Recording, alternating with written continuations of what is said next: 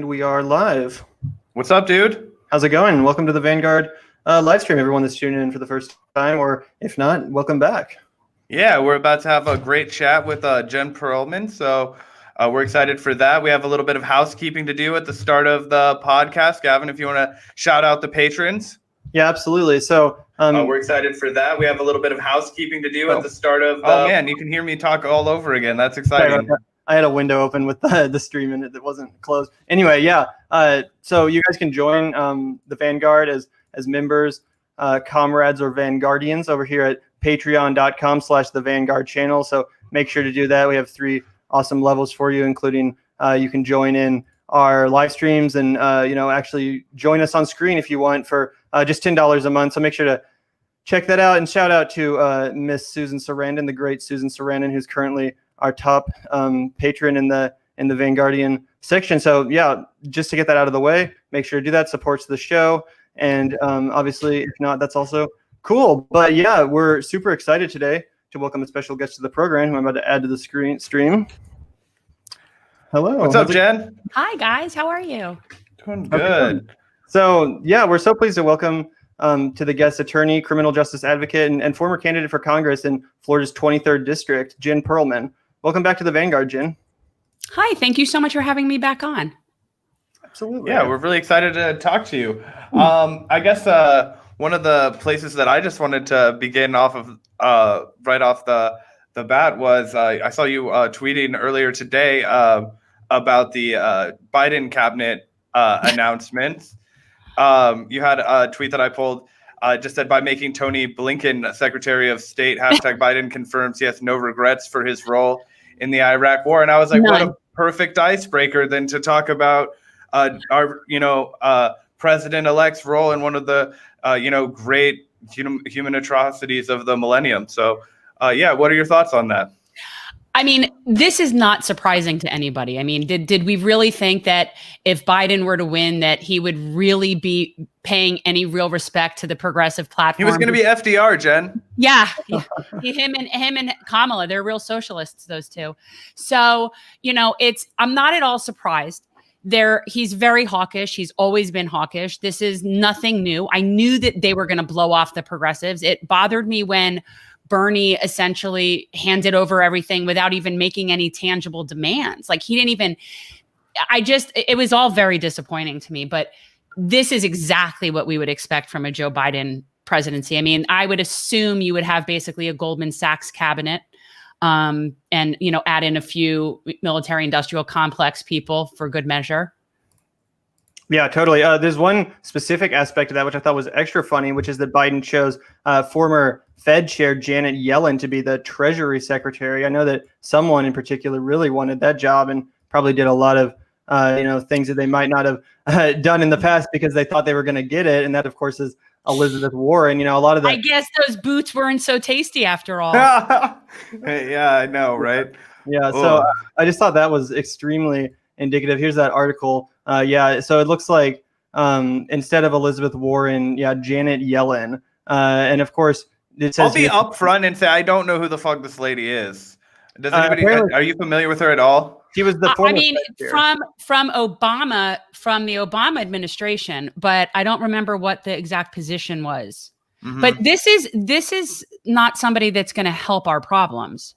Well, sure, yeah. This is somebody who probably thought it was a great idea to bail out Wall Street in 2008. So yeah, exactly. Yeah, he was. What was it? It was down to this lady or the lady that ran Quibi, that super successful streaming service. Oh wait, yeah, that was an absolute disaster. I think she's also on the Biden transition team. I don't remember quite her name.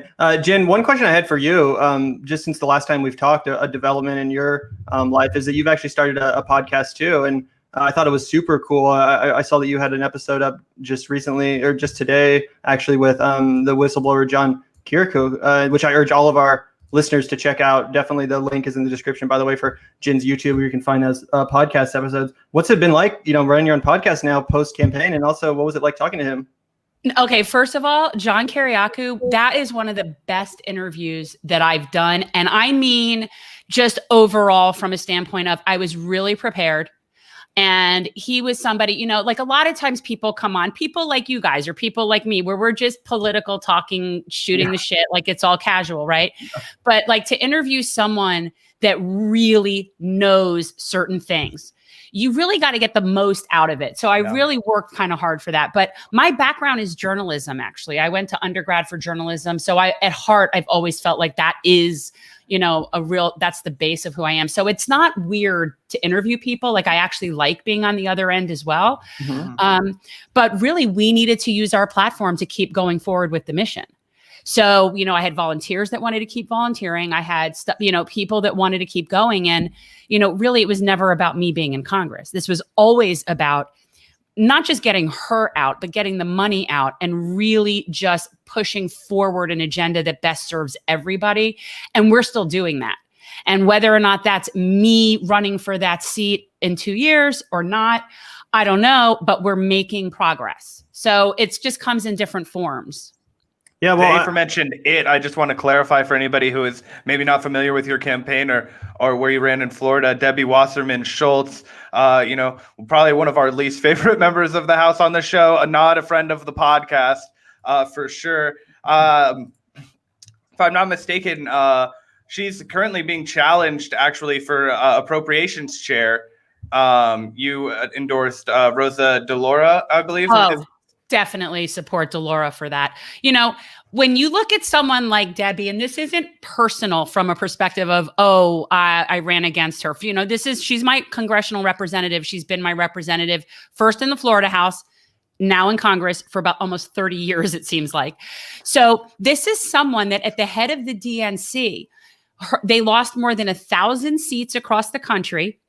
And they ran it financially so into the ground, the DNC, that they ended up basically being beholden to the Clinton Foundation, which essentially had to basically come and rescue the DNC from itself. And that happened under Debbie Wasserman Schultz. So when someone runs an organization like that, that is not who we want controlling appropriations. It's just not. So it's not even that it's, we personally don't like her policy.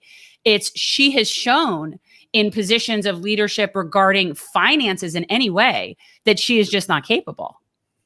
Yeah, totally. And I thought one of the best aspects of your campaign that you ran, you mentioned that it wasn't obviously just about, you know, about Debbie or anything. I thought one of the most excellent aspects of your campaign that I think a lot of other candidates can really, you know, learn from is the way that you really oriented service as, you know, the point of your campaign. You said over and over again, this is a campaign about service, and you really incorporated that into your, you know, run, where you were really serving and helping your community before anyone cast their votes, you know, probably more so than Debbie ever has from inside the system itself. So I just thought that was super admirable, the way you constructed your campaign, the way you talked about public service, because I feel like so many of our politicians and representatives at any level have just forgotten that is, you know, the point of, you know, serving the people, you know, representing the people. So I thought that was one of the most just excellent and innovative aspects of your campaign. And I think that you built such a big base of you know, youth activists, and I believe it was the Sunrise Movement you said that was really yeah. So that's just so inspirational how you're kind of able to orchestrate various activist organizations. I'm interested. You said that you'd be considering on running again in 2020 to continue the fight. Would you have any interest in you know, something like the People's Party, something we talk about a lot on the show, or would you continue to mount an opposition from within the Democratic Party? Both strategies I think are valid. Okay, so on the big scale, I support all means to push forward progressive policy. So I absolutely support the movement for a People's Party. I am actually was invited to be on this sort of legal committee where they're in terms of getting ballot access in all the states. And so I'm at least getting all these emails so that I'm staying up on what's going on with that. And I'm very supportive. That being said, Florida will be the absolute last place where a third party will ever be able to exist. Florida's last for everything, and that's no exception. We have closed primaries here. So the thought of doing anything not within the Democratic Party, it's a complete waste of time in my district. It's just so gerrymandered Democrat. Debbie, this was all done by design. Like this was when she was in the state house. Like this was all mapped out. So you cannot win this district as anything other than a Democrat. It's never going to happen until there's redistricting. But the way it is, never going to happen. So for me, the only way to do this, unfortunately, is within the Democratic Party. And trust me, it's not pleasant for me either. Yeah.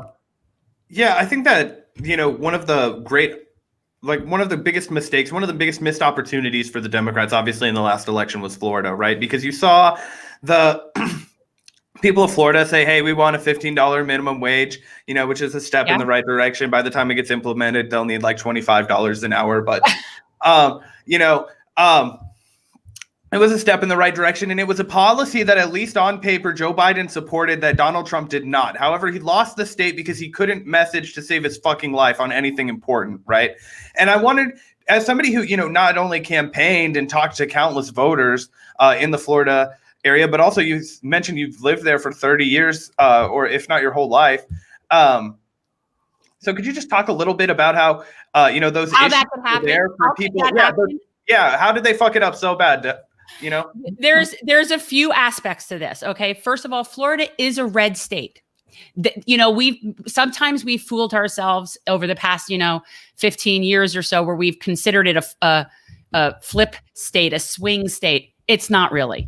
We have 67 counties, and all but 6 of them are completely red counties.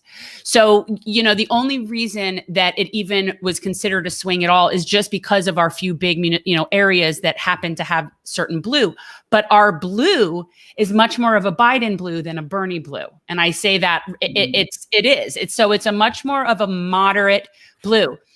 Why the $15 minimum wage issue really shows you that this concept of populism is not a Democrat or a Republican issue.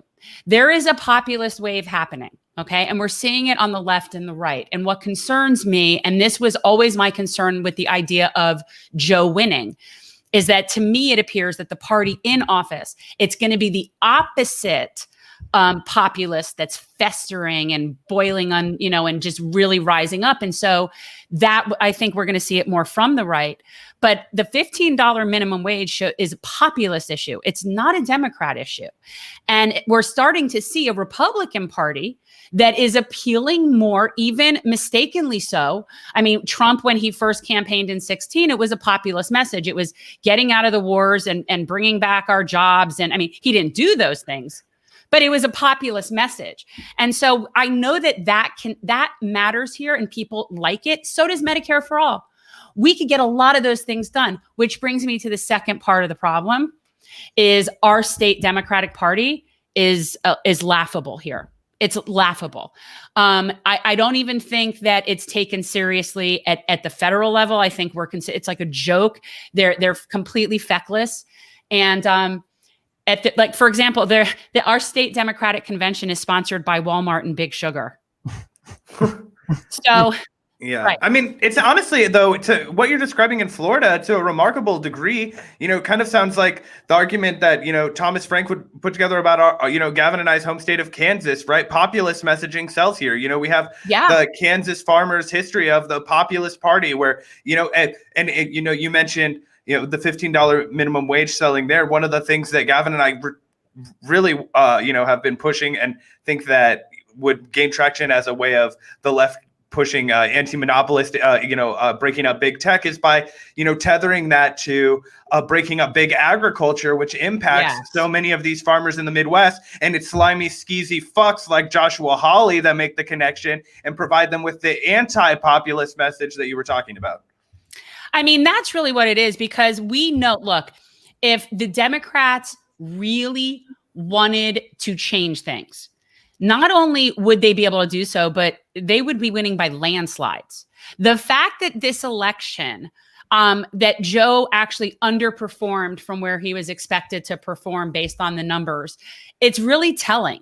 He won, but the fact that it was even something that we were waiting to find out, that it could even be close when we're looking at what we're looking at in the White House, that speaks much louder about the Democratic Party than it does about Donald Trump. Yeah, I mean, I think it should have been a trouncing, and it's really, honestly, it's kind of hard for me, me and or it's been, Gavin and I have talked about this a lot. What exactly was it? Was it, was it the polling that was just so dramatically off? They weren't just gathering the mood of people. We went into this election with I guess, rosier glasses than I think maybe we should have. I think, at least from my perception, was, the pandemic was hammering Donald Trump, at least to the data that I was taking in. And it seems like come election day, people are ready to move on from the pandemic, 250,000 dead bodies be damned. Yeah. I mean, people are just done with it. And, I think we all know that it could have been handled completely better and that a lot less people would be dead if it were handled better. But for the most part, it's just, I forget what we say our news cycle is and how short it is, but coronavirus has already way overstayed its welcome for most people's minds to just keep thinking about it. And so people are just, they're over it. And I think that anybody else besides Joe probably would have won in a landslide with this. Oh, sorry, I didn't mean to cut you off. No, tell me. I just wanted to say, too, that I think you're absolutely right. And as far as the way that the Democrats especially addressed the pandemic, and if they had not made, mask wearing the primary, facet of their message, and instead had made stimulus checks and, basic income, and in addition to, basic safety measures, it might have been a little bit more popular take on the subject. Whereas I think a lot of people just saw the Democrat position as kind of the nanny state position, like we're going to, make sure that you're not going to Thanksgiving or all this stupid bullshit that the Republicans love to beer monger about, which is totally at the expense of the actual, economic fallout that's been occurring and the inequalities which have so worsened by our government's response to this all the pandemic. while Gavin Newsom's eating at the fucking French Laundry with no mask on with a bunch of health officials. Exactly. So it really just fuels exactly that. And something else I wanted to ask you about, and when I guess it's a little bit connected as far as the Democrats' messaging and all of that, is that you were endorsed by Andrew Yang, someone that we talk about all the time on this podcast, and you were endorsed by you were endorsed by Marianne Williamson, I believe, too, in addition to a lot of other great progressive organizations like Brand New Congress and stuff like that. And yesterday it was actually revealed by a longtime producer over at MSNBC that they basically intentionally blacklisted candidates, including Andrew Yang, and refused to give them interviews and refused to cover them. Big shocker. I can't believe it. I can't believe my eyes. I was like, what? They didn't give him the same treatment as John Hickenlooper? What? Who had clearly the same support base? It is pretty crazy, though, that a senior longtime producer at MSNBC is the one, blowing this whistle. It's clearly not just this was a direct order, essentially, and it wasn't really justified. It was just there's this list. We can't cover these candidates. And obviously that brings to mind the way that the media just suppresses the left progressive movement at every opportunity it can. And I wanted to just hear from you a little bit about how that probably or maybe factored into your race against Debbie, and what you think we can do as a left to kind of combat the increasingly tight grip that the corporate media has on discourse in the public. We definitely were ghosted. And when you talk about mainstream media, for us, it was much more apparent on a local level how we were ghosted. And Debbie really does have a very strong hold over our local media. So it's essentially you would have never even known that she was having a primary race. Our Dem clubs didn't talk about it. Nobody talked about it. They were having panel discussions for every other race, whether it was sheriff, state attorney, everything. Our race didn't even exist. Debbie had it blacked out. But what's even worse than that is when there's supposed progressive media outlets where it's people really are eating their own in this industry as well right now. And it's really upsetting because it's just, we don't have the time for that. So for example, I was ghosted by a very well-known progressive host. And I was ghosted by this person based on complete and utter lies told to them about a previous candidate, except for instead of looking into it and finding out that it wasn't true, he just ghosted me. And this is somebody with somewhere between 500,000 and 1 million people, subscribers. So this is a big person. And so that kind of crap, when someone actually acts like they're in favor of the good policies, but then they purposefully ghost the person who's promoting those policies, that's not helping. And that is something, it's almost like I was reverse canceled by the left from that guy, from that, and that all that game playing, and it is worse on the left, is it's a problem. It's like if somebody doesn't check off every single box, or I hear the slightest thing or whatever, then I'm just writing that person off. Policy be damned. So what you guys are doing just by talking about stuff like what we're all doing with shows and podcasts is that, like, that's what we need to be doing, is a new person that you bring on and they know that this is going on. That's what we need to be doing. Yeah. Also, I'm not 100% familiar with what you referenced. I remember hearing something about like Tim Canova, who challenged Debbie previously, like just making up outlandish smears about like brand new Congress and saying that it was like a DNC funded thing or like something totally stupid. Like if you don't want to talk about it, that's cool. But I don't mind. I've said it before, and actually Jordan Cheriton was kind enough to do an entire episode calling him out because he said to him, he said, "Look, what is your evidence for these claims?" And there is none. It was just basically, well, that's my opinion. And Jordan was like, well, that's not gonna do anything. But I mean, essentially, right? Isn't that the whole new shtick, right? Like, oh, we lost because of Russia, right? Well, where's your evidence? Well, some high-ranking intelligence officials. Well, Tim went around basically, and he probably still is. I mean, he's been pretty quiet about it since Jordan did that episode, but telling people that my campaign manager was a plant working for Debbie. You will not meet somebody who hates her more than my campaign. Like, it's the most ludicrous thing ever. And also telling people that I was taking money from George Soros. Oh. And and what's annoying is that you could easily look that up. Yeah. You know, if I were taking money from George Soros, I would have at least been able to afford another mailer.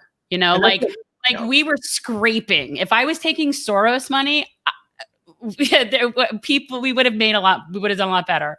And that's just such a lazy, like right-wing, borderline anti-Semitic trope to the whole George Soros thing. It's just outrageous that was like, used against you by Tim Canova, who I guess at one point I thought was pretty cool. Like I remember when he was running against Debbie, I supported him, and I volunteered for him. I wrote policy stuff for him. I was friends with him. I went to him before I decided to do this, and he ran twice. And I basically said, I think that maybe if it were me, you know, I'm from this area, I'm a native, I'm a Jewish woman, I have a lot of the same connections. Like maybe it's a better demographic to get some of those voters. You know, like can you help us? Let's just. And he just basically felt so slighted and wronged and just threw a tantrum about it and then just lost it. And for him, it was always about him. Yeah, that's really unfortunate. I'm really sorry. And you know what? And, you know, you really learn about people when you see how they handle it when things don't go their way.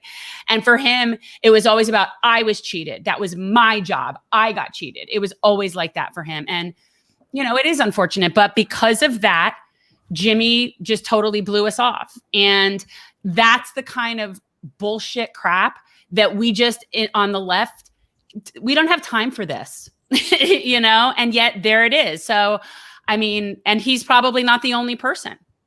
I know that Tim's been talking. I know he's told other people as well. I met a woman who's a very popular donor, big donor person. And she came on a thread and she's like, oh, I thought that too. So, you know, who knows who else? Like, it's really frustrating. And he did it out of spite and jealousy. And he's just a sad person. And with no evidence, like you said, I mean, if you'd provided evidence, I'm sure like it would have been a different story. But like as it is, it's kind of like the Trump lawsuit thing. It's like you're just gonna say shit and then not like prove it in any way, shape, or form. Like how are you just expect people to be fucking stupid sheeps? Like what is it? Well, but they are. But what's the most frustrating is when somebody like Jimmy Dore doesn't even bother to investigate 5 seconds of time that it would take to do so, and that's a missed opportunity for a campaign that needed every ounce of help it could get. You know, so that's the kind of crap we're dealing with. So we were also having to deal with, yes, the previous progressive going against us nefariously the whole time. So but apparently he came out and endorsed Trump at some point. What the fuck? Yeah, no, it sounds like he's the plant of Debbie Wasserman Schultz. No, I think that he's just very all about him and his ego. I don't know. Sounds like a lot of people in U.S. politics. You know, it seems like you did suffer from a similar experience. You know, we spoke with Shahid Buttar about his experience, and and obviously Alex Morse had the Democrats, obviously, which has come out in complete utter horseshit. One of the things that Gavin and I have gotten worked up with, certainly I've gotten worked up about on the podcast, is how the left has this goddamn habit of eating itself to death. We fucking love the taste of fresh leftist flesh. Yes. We cannot kill ourselves fast enough. Any progressive that's succeeding, we're gonna find something to fucking hate about it. Yes. New litmus test. This guy doesn't fucking qualify. We can't have anything. Let's have Nancy Pelosi again. Like, Right. You know what I mean? Anyway, I get worked up about the subject matter. I imagine you have thoughts on it. How do we stop eating ourselves? How does the left stop, cutting itself down before it even grows? I am hopeful that what the real answer is just getting more numbers in there. So right now we've increased we have 4 new progressives going into the House, 2 of whom I know personally, and one of whom I know for sure is just going to be kicking ass and taking Cori Bush. Oh yeah. And so that is not somebody who was ever, she's not a created fiction of a candidate. She is a person who really knows. And that is very unusual because even amongst people that are progressives, you still have to come with a certain sort of luxury privilege to even be in a position to be able to run. I mean, I did this. I'm able to not have to work for almost 2 years to be able to do this. So, it's a privilege. Most people cannot do this. And so the fact that somebody like Cori was able to get through is like the best thing ever.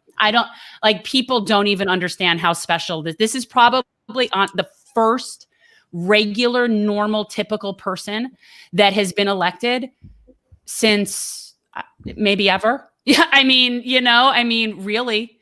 Because no endorsement from AOC to tout. I was about to say she did that without the endorsements of right. anyone except Bernie. She was one of our first guests on the podcast here at the Vanguard. And I mean, I've been so inspired by her story for a long time. But whether or not she was going to win that race or not, just one of my absolute favorite people in the realm of progressive leftist politics. And I didn't think she was going to win that race, even going up against the Democratic Party institution. It seemed impossible, but it really, it's just one of the best, most inspiring stories of this whole year. And again, it's not even like it happened in a, total stereotypically liberal area. St. Louis. She went up against a family dynasty. Yeah. And St. Louis in Missouri, which is obviously where Zach and I are based out of here. We're in Kansas City. St. Louis is, the other big city in Missouri. But she's just such a great model for change. And one thing also that I thought was so inspiring about the way she did it was that after losing her previous race, she just never stopped campaigning. She just kept going. Yeah. Obviously her activism, fuels her to a large extent with the BLM marches and activism she does in Ferguson and St. Louis. But she kept campaigning for office and speaking to people, going to different communities, introducing herself, explaining her ideas. And also, she's just not like she's a working real person. Like she's not some like crazy fucking, like she doesn't come off as this crazy leftist that's in favor of all this stuff. She comes off as someone who's like smart and knows what's the best for her community, which is what representatives should be. So I think she's just absolutely. She was worried about her medical bills. We talked to her like a week after she got out of the hospital because she wasn't sure if she'd been exposed for COVID. And we're talking to her before, and she's like, I don't know what the hell this is going to cost me when it comes, and I don't know how I'm going to pay for it when it does. If I don't go to Congress, this is. I'm on an activist, budget. She talked, just the other day, she was tweeting at Ilhan Omar and they were talking about how you can put together the best, the Hill outfits that are, professional quality for under like $45 because you don't think about for a working person, how expensive it is to dress like you have to dress if you're going to be allowed to participate on Congress, which is anti-egalitarian, anti-democratic, anti-American in and of itself. We could also talk about the fact that she faced just blatant racism when people continues to. Yeah, I mean, for what for they wearing the mask, Breonna Taylor. Like, could you believe that? Well, I mean, sadly, yes. Sadly, yes. But what is that? What does that tell us about the Republican leadership? Yeah. It's talk about just completely out of touch and just completely in a bubble. And the reality is the Democratic leadership isn't any better. Yeah. I'm sorry, barking. Oh, no, it's okay. Okay. No, but the Democrats, they're not any better about that stuff. They're just better about putting a fresher smile on it. It's sort of like that meme with the 2 planes that are dropping bombs, but the one has the rainbow flag on it. So it makes it better. Yeah. That's what it's like. That. Yeah. Lou. Somebody Yeah. wants to hang out with you. Why, I Mom? know. Why aren't you hanging out with me? Why are you on this podcast? It's annoying. That's when it's all, yeah, we're in my house and, you know. Oh, it's okay. Whenever I walk out of my office, my dog Malcolm will come and lay on his back and just lay right in front of me and be like stretched out as far as he can on his back, just like, please pay attention to me. Like, not right now. I can't. No, can't this do it. dog is she's very spoiled. She's a very spoiled little dog. And now she's just like, it needs somebody to be catering to her, basically. What kind of dog is it? She's a Caton de Toulier. Ooh, that's a She's a fancy white sounding name that I cannot picture now. She kind of, Lulu, come here. She kind of looks like a Havanese. Do you know what a Havanese looks like? See, this is where I show myself as not being like a good enough dog. I'm like, my dog looks like a pit bull. I know that. I'm like, oh, no. She's a froofy white thing. Lulu. Oh, okay. Lulu, come. Lulu. That sounds right up Gavin's alley. He's more of a cat guy. Yeah, I love you dogs. Small dogs. She knows somebody's here, and so she wants to go out there. But I'm sorry. Anyway, sorry, not to derail the conversation on everybody's pets. Yeah, and also, Jen, whenever you have to leave, by the way, you can feel free to dip. Obviously, I know. Thank you so much for your time, and we're going to have some more questions for you, but just wanted to let you know as a courtesy. Yeah, no, it's cool. Awesome. Anyway, well, one other question I had for you is, and you might have a more interesting perspective on this being from Florida. I don't know, but it seems like it's in the wake of Trump's loss to Joe Biden. It seems like we're just seeing this increasingly kind of uncomfortable, somewhat scary division within the Republican Party, which is, some of them are obviously accepting the results of the election and are moving on. But there's also a pretty substantial faction that's basically just seeming to opt to live in like La La Land, QAnon, craziness, all this horse shit, the Rudy Giuliani and like these claims of like Hugo Chavez and like the communist government, like all this like all this craziness. What's your take on that? And do you see it in your own community? What do you think it portends something dark down the road for this country, or do you think it's just kind of a sideshow that's being over reported on by the media? I think it's a distraction. And I think anything that's being reported on by mainstream media, to me, I automatically am looking at, okay, why this distraction? Why now? That's the first thing I think about almost with any story on mainstream media, because there's usually something else that's happening that they don't want us to know about. So that's what we're being distracted with. And there's also issues like that create division and cause people to fight amongst themselves. And anytime that you can do that, that's a win for them. That's a win for the establishment. But you're always going to have your conspiracy theorists. You're always going to have people that they want to basically work backward from their own conclusion. So they have their idea whether it's, Donald Trump really did win, and they're going to just work backward till they can figure that out. These are people that are just they're not following reason. And that's not most people. That's the good thing. I don't think it's most people. I think it's a small amount of people. They're just the people that get the most news because they're the freak shows that stand out. But I think that people are always going to be willing to believe different theories. And sometimes theories are true. Not all conspiracy theories are wrong.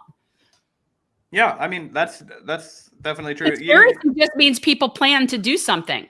Lots of that happens lots of the time. Oh, 100%, 100%. Mostly unreported, and mostly, with the power holders. I think that leads to a larger question, and, a sort of a larger issue that we're having with the press is, you mentioned your inherent skepticism of anything that comes from, the quote unquote mainstream press, which is essentially anything besides backpack journalism at this point. If it has a budget, it's probably been fucked with. You look at even the content and the issues that are coming out of things like The Intercept, by guys like James Risen, Glenn Greenwald obviously publicly expressed a lot of his dissatisfaction. Yeah. And we can talk about that.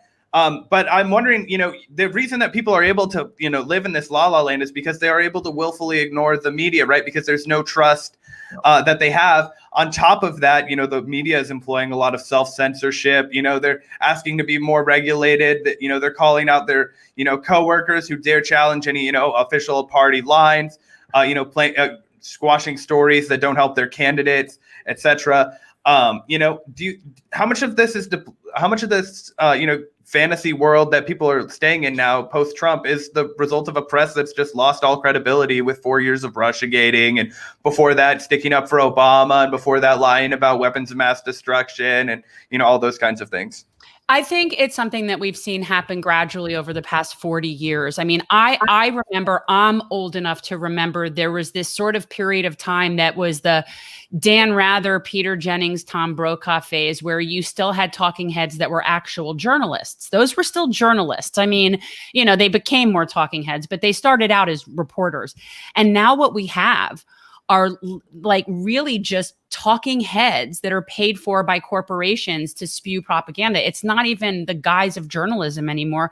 After 9/11, none of the mainstream outlets had overseas reporting, had in the field reporting anymore. We didn't get war reporting.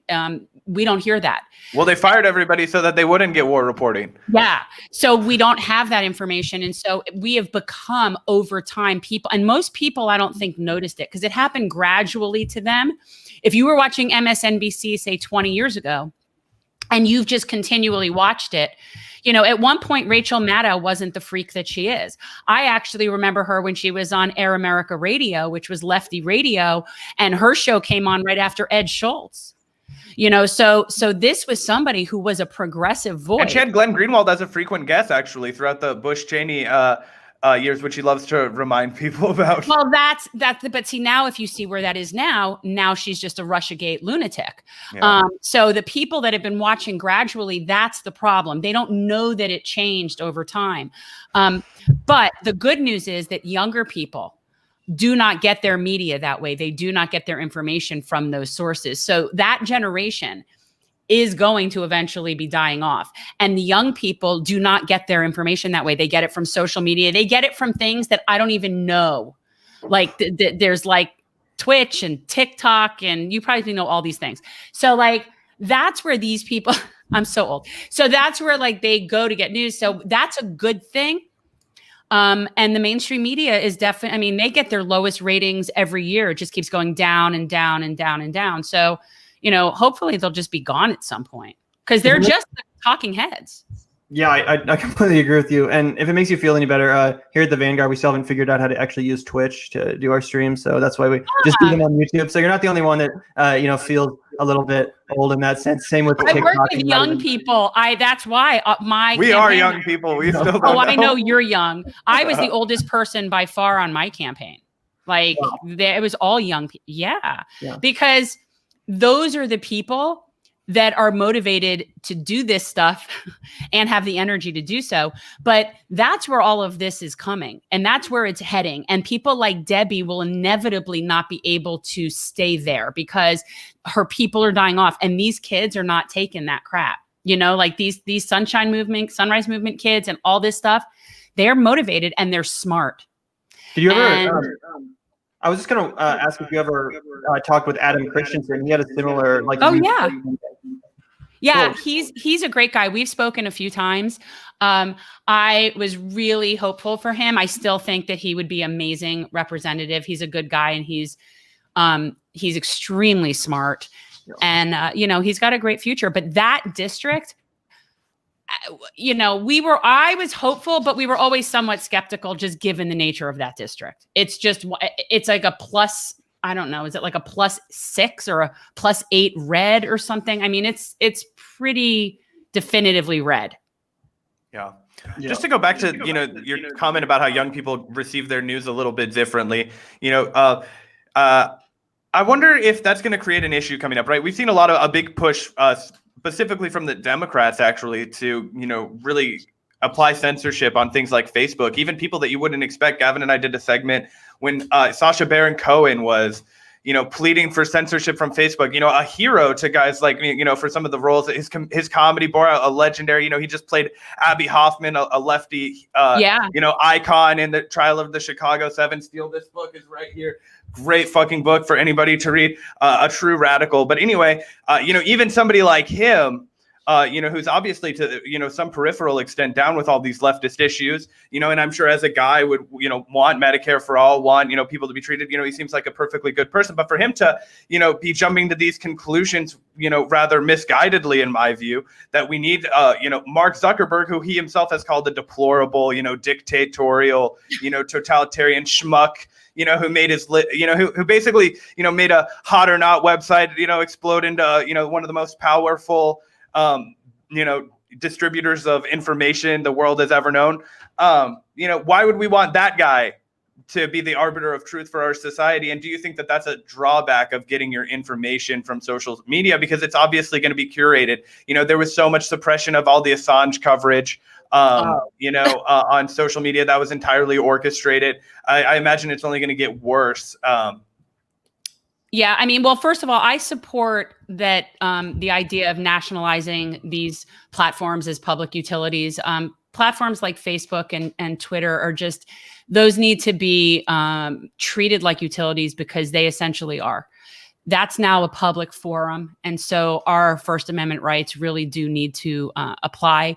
So this is a whole other, but this, now you get into the problem of when the leaders of the corporations and the leaders of your government are partners in the whole situation, they're just sort of smiling and laughing all the way to the bank. So, but no, I think that, yeah, you're always going to run the risk of there being an arbiter of what's factual information on any platform in any place.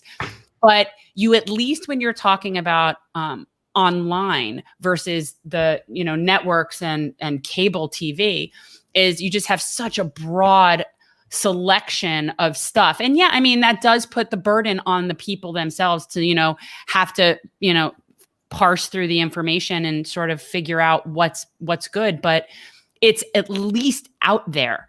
Whereas if you are only watching something like Fox or CNN, you're not only not getting factual information, you're just getting such a narrow scope of any information.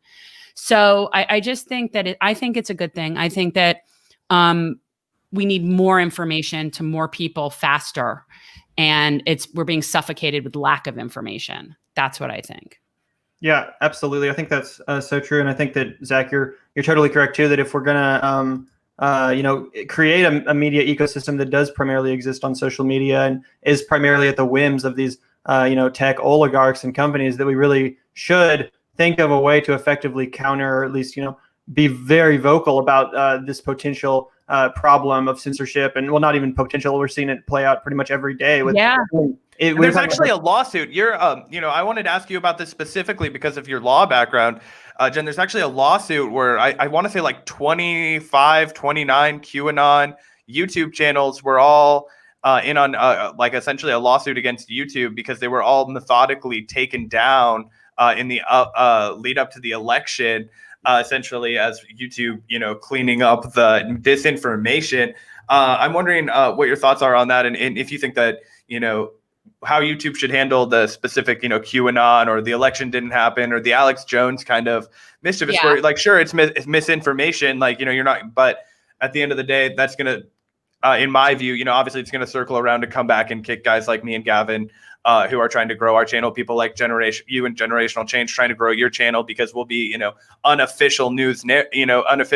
Yeah. So we won't get any kind of push, or, if that, we'll get like bars that are like, this is fake news, we already get. Maybe even as little as 10 years ago, I would say that the alternate and the indie media sources were at a somewhat of a disadvantage. But I almost feel like, thanks to Trump, you have so many people that are calling mainstream media fake news that it's sort of like they're thrown in the same boat now. So it's sort of like they're not given any more credibility based on their size and based on, how available they are. And that's kind of not a bad thing, because they really don't deserve any more credibility. Right. But I think that was they find all their fact checkers. They don't have They don't have fact check. They check with PolitiFact, right? Like who are their fact checkers? Or they go They to literally fired all of them.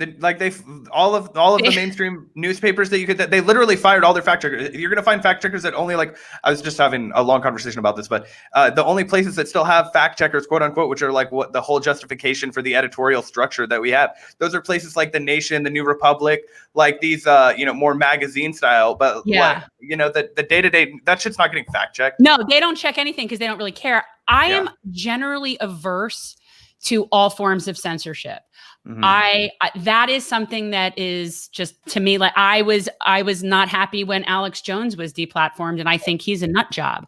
Oh, yeah, he's fucking crazy, but he should, has rights. No, I am, with very few exceptions, that where people's lives are threatened by some sort of like, herd of people trampling them. I am pretty 100% unequivocally pro free speech. So I'm opposed to them taking down the QAnon nonsense. But they can't have it both ways. You can't say, oh, we're a private company, so, we can do whatever we want, but, oh, we're so big that we get to control the world and do whatever we want. So no. Try and have their cake and eat it too. That's what they've been doing. And it works because they're all feeding from the same. And that's what keeps them from getting any kind of regulation at all. They try and play this walk this waltz with Congress. It's like, oh, okay, we'll do this. Sure. Just don't break us up. Just, hey, we're turning into, we're going to be Alphabet now. We're going to buy YouTube. You guys said nothing. That was under Obama. Now we're going to keep growing. We're going to keep, and now it's like, oh, okay, finally it's Trump and it's a fucking problem for the Democrats. And now they, give a shit. But I still don't think that there's any way to legislate a fix that's not to, like you said, make these public utilities subject to the, First Amendment. Why do we have a First Amendment if it's not going to apply to our online discourse, which is the discourse of the 21st century? You know what I mean? Yeah, no, it's a problem. I think that something that this kind of reminds me of something I think we should all be pushing, which we need to create this sort of like campaign to get Trump to believe that him pardoning Julian Assange would be the biggest screw you ever to the Democratic establishment and to the likes of Hillary Clinton and Joe Biden, because it would be. And we need that big man baby to believe that by him doing that, not only will he leave a great legacy, but he will really screw the Dems. And we need to get that out there. Like, I almost want it to be playing in his ears in his sleep, like pardon Assange, because he's the kind of person that'll do it and not really give a shit and look behind him and say, yeah, whatever. But yeah, that's my. I think that makes a good argument for people like Glenn Greenwald when they go on Tucker Carlson. Tucker Carlson's a guy that I think is completely deplorable shitbag, right? Like, there's a million reasons I could give that, but he also has a direct fucking, screen to the president because the president watches his show every single night. So when I would go on Tucker Carlson, okay, so would I. I don't. There's another number of reasons why I could list. I don't, personally like Tucker Carlson, but. Of course you would, because he has the number one watched cable show on television. You want to reach the audience of people who are voters in the country that you want to move change in. Or if you're speaking to the president, who is the single person that could, pardon Edward Snowden or Julian Assange. How do we get Tucker Carlson to push Trump to pardon Assange? Because I do believe that Tucker Carlson actually is an Assange supporter. Is that true? I haven't actually heard anything. I've heard that, and I have heard that, and so it wouldn't go against. It's one of those weird things because Tucker he's such a weird guy, right? Because he won't call out all of the like obvious corruption of the Donald Trump presidency, but like he loves the whole Burisma thing. But he also does occasionally hold some principled stances where I'm like, maybe the whole press freedom thing could get to you. Well, he definitely cares about that, and he's also pretty anti-imperialism. And so, there's issues you can agree with on people, that's fine. You could just stick with those issues. But if he's somebody that has the Trump's ear, I'm just saying, this was something that I've been thinking in my mind as somebody who's been worried about Julian Assange for like 8 years now, that we need to do whatever we can. And I think that that's something that Trump might be able to be goaded into doing. If he thought it would piss off the people that he wants to piss off. Assuming that does not happen, and I really hope that it does, what do you think the state of the Assange case is under a Biden administration? Obviously, under Obama, they decided not to, pursue the Assange case with the Espionage Act. But I mean, I'm not hopeful at all that Biden is going to, do anything to free or stop the extradition or stop the trial Assange, the persecution of obviously one of the most Or important. even stop prosecuting whistleblowers at the rate that Obama well, wants. obviously that's not going to happen. Yeah, but the Assange case is so big that with the Espionage Act and everything, I think some people might have some hopes that he would do something to reverse it. What do you have any thoughts on that? I thought at the time when Obama sort of stopped just short of that, like he stopped just short of really going after him for that, because, even his Justice Department knew that that's really crossing a line. That's crossing a line into really destroying what we have as the First Amendment in this country, which it is. I believe that. I believe that the minute that Julian Assange is extradited to this country to be charged under the Espionage Act is the end of our First Amendment. And I think that people really need to understand that I mean that. Like, that's a big deal. This is, and by the way, if that happens, every single journalist reporting truth is at risk. That's horrifying. Like that is one of the scariest things that I could think of happening. And yet our media is not talking about it. So I'm worried. I'm more worried about Julian Assange. Personally, I think that he's doing horribly. I think he's been tortured. I think he is, first of all, he's been living in isolation, which that is a form of torture. He has been I've heard that he's not even been coherent with his counsel. He, because of COVID, sits in this box, this glass box in the back of the, courtroom. He doesn't. Yeah. He can't talk with his attorney, and that he just looks horrible, and that his sentences have been incoherent because he's delusional. So I have a lot of concerns about, more so, if he'll live to get extradited to this country. And there's no talk about this even as a human rights issue, which I think is even crazier. It's you're going to not let Amnesty International sit in on this trial. You're against a man that's clearly had so many of his international, human rights violated just utterly and completely at the whims of not just the Pompeo State Department, though it'll be easy for, in hindsight, if this ever does become a popular issue, for them to blame it on. This goes all the way back to Obama forcing him to stay in the Ecuadorian embassy in the UK, because those orders were coming from the United States, and everybody should reckon with this, that the reason that this is, the reason that he was trapped in the Ecuadorian embassy and not just, getting seized with a black bag over his head from wherever the fuck he was happily living his life when Trump came and decided to prosecute him, because he was hiding away, fearing that he would be, of course, unjustly extradited to the United States to face a sham circus trial. The whole thing is frustrating to me. And I spoke about it a little bit with John Kiriakou, who knows a lot about whistleblowing and the repercussions for whistleblowing. But it's so frustrating to me because people don't even understand that forget whether or not he's a journalist, because that people keep getting caught up journalist, in publisher, who cares, right? That's neither here nor there. He's not an American citizen. He's an Australian national. It bothers me that Australia hasn't stood up for him. A lot of things about this. Well, they're under America's boot, just like, Australia, New Zealand, UK, Right. It could be Canada. I mean, I know, I get it. But it's, how can we be charging a non-US citizen under the Espionage Act? It's just not, it's just so wrong. We're having like a kangaroo court situation. Like, this isn't a real thing. And you look at who we've been appointing to all of our federal courts, and you look at how this is going. And by the way, the Democrats have been rubber stamping every single one of Trump's appointments, with the exception of Kavanaugh.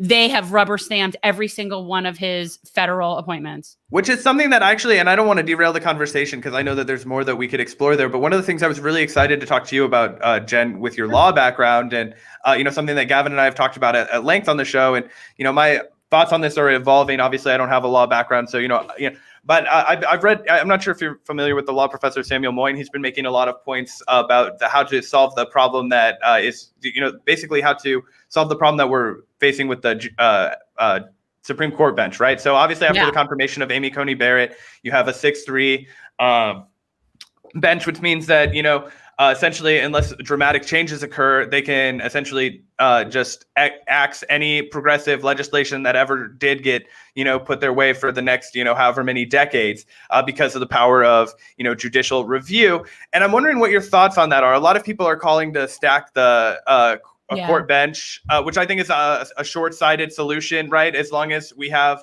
the idea of judicial review and the court system's ability to strike down democratically, decided legislation, then one, you're not living in a real democracy, but two, no progressive legislation's ever going to pass, Yeah, well, there's two parts of it. People are talking about one, adding more justices to the court. I believe like you would add, it would be up to 13.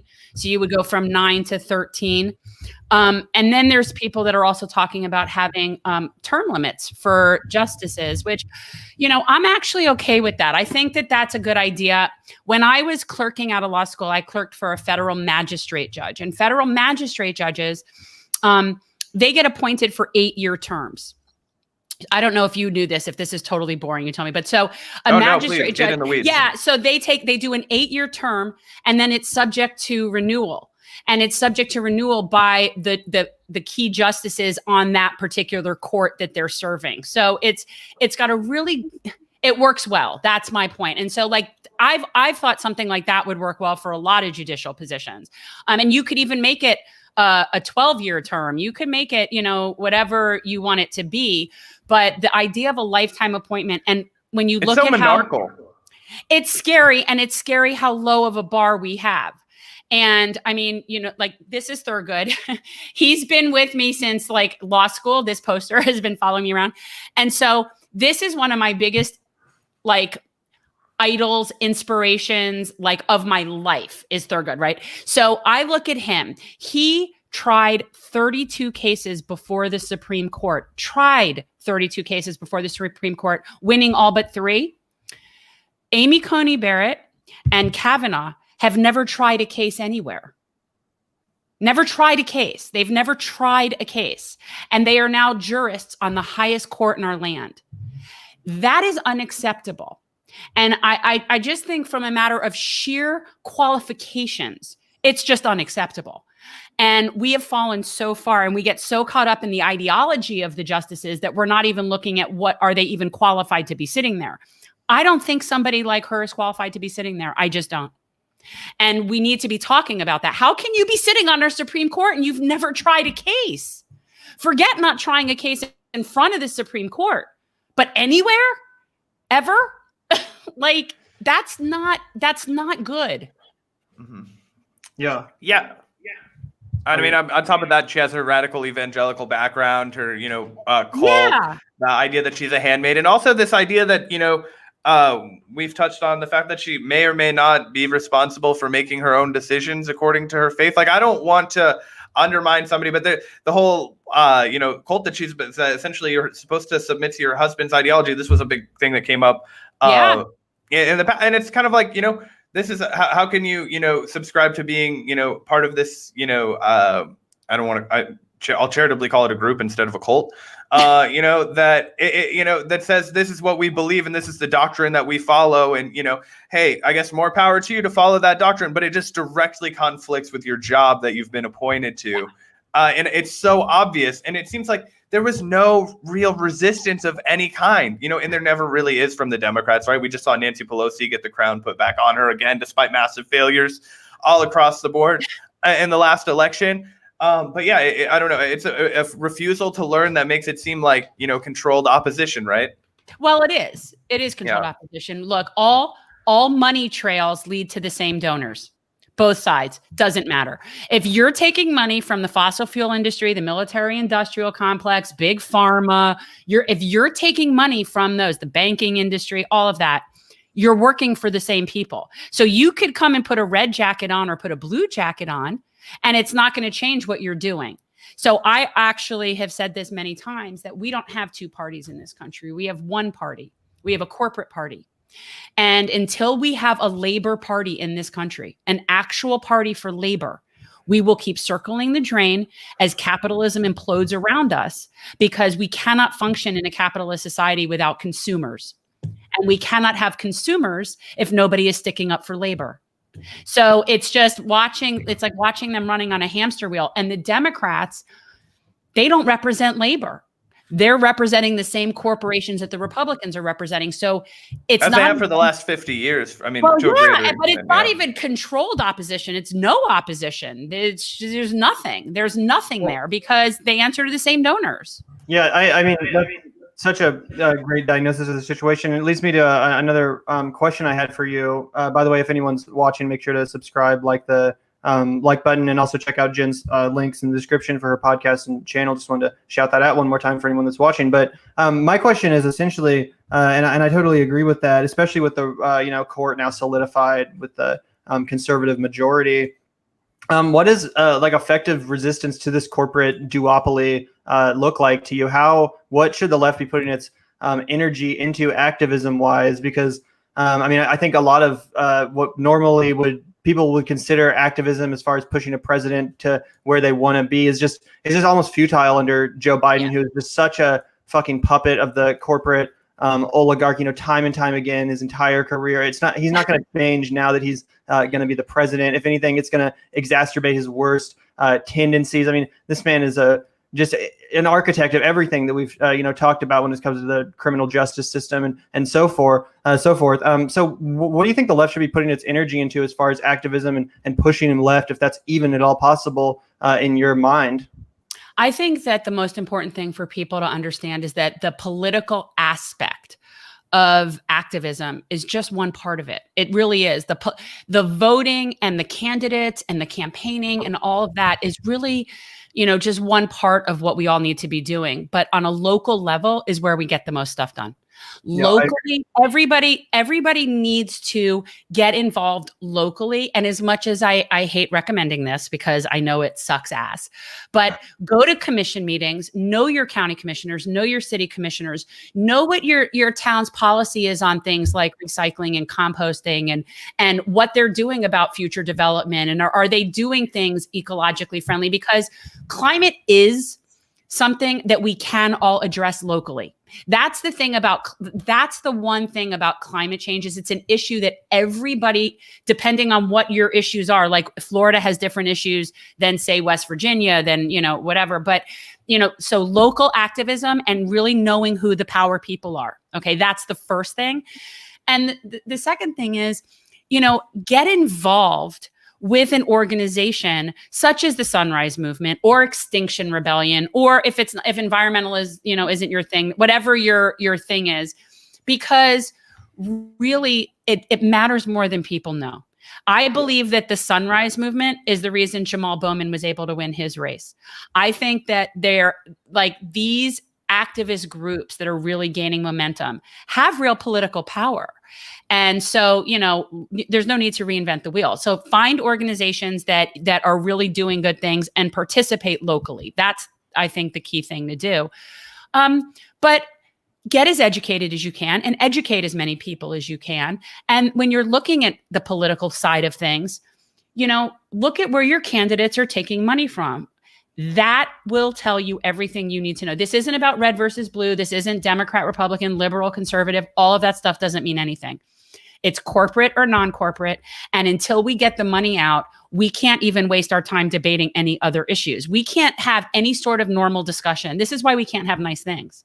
We have to get the profit motive out of healthcare, out of public education, and out of corrections. Those three things cannot be for-profit systems. They just can't. And until we can eliminate that, and everything we do should be in that direction. So you want people elected, don't elect people that take money from fossil fuel companies. That's not going to get us in the right direction. Or people that take money from payday lenders, or people that take money from the military industrial complex. So, I mean, I think the political aspect, people need to be educated, but mostly get involved local. There's no shortage of stuff to be done locally. There really isn't. And I know that here, especially, there is so much that we do. My organization is GenCore. We are a service organization, and there's so many ways that people can help. Yeah, just to follow up on that. Oh, go ahead. I was just going to say that you're so right, and especially something that we've seen evidence by that, the more local approaches, the success of ballot measures, when it comes to legalizing cannabis, or in Florida, granting felons the right to vote, stuff like that, that obviously wouldn't ever be dealt with or legislated on by, the House of Representatives or even at local levels. So oftentimes it really is just this activist energy on the ground that, it may not be as satisfying as, getting Bernie Sanders in the White House, but these are still incredible wins that are, changing the lives and improving the lives of so many people that have been so fucked over by policies by people like Joe Biden, who's, about to be the president. So I think that you're absolutely right. Focusing on the local stuff, it may not be as, rewarding. It seems like, as you said, a lot of lefties get really into electoral politics. They really have their heart on or minds on the presidency or these big offices. But oftentimes, it's just as, if not more important to really focus on those ballot measures. And something we were talking with Shahid Buttar that Zach just mentioned was, mutual aid, just something that's so important and that has to be, sustained in a real sustainable effort to, combat a lot of these horrors of capitalism, especially if we're going to,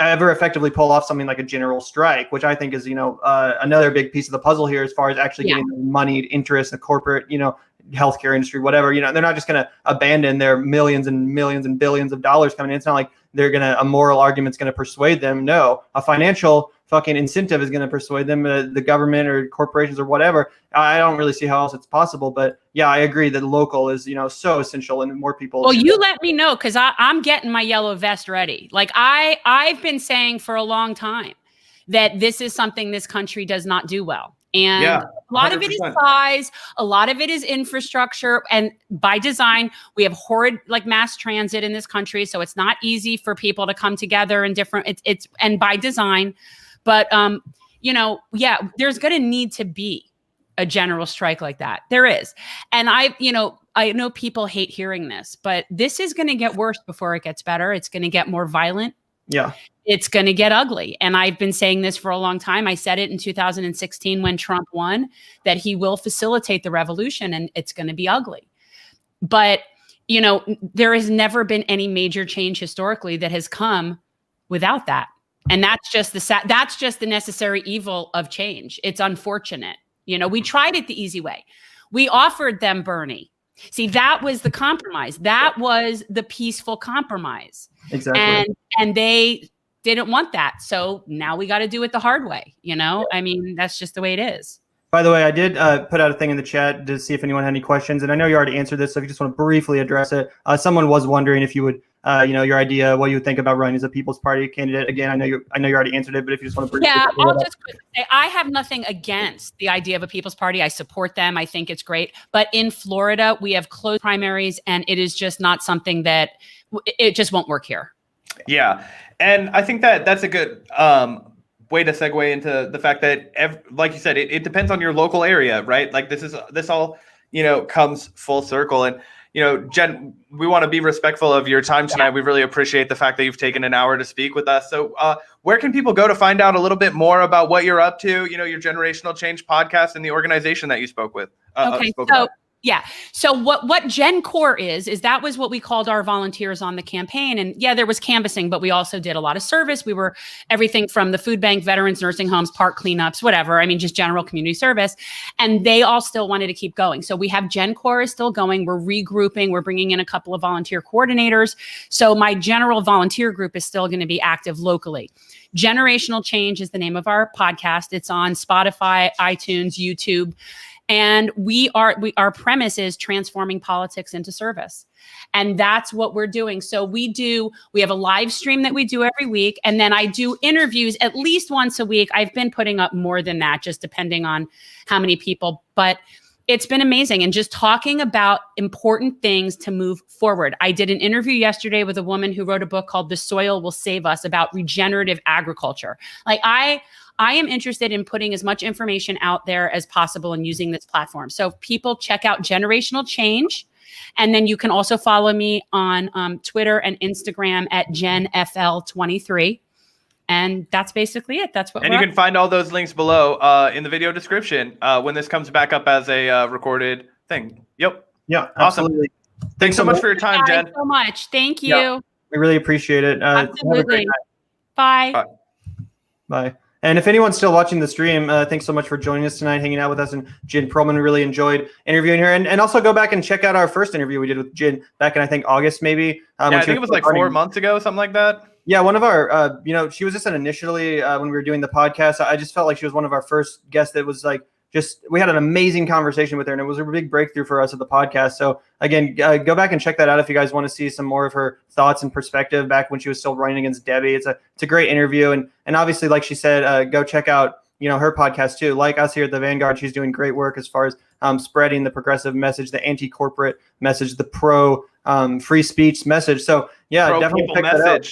And we hope to speak to Jen at some point again soon on the podcast. Again, she's a great activist, a great candidate, and we hope she runs again too. So again, thanks everyone so much for joining Zach and I tonight on the Vanguard live stream. If you haven't already, hit the subscribe button.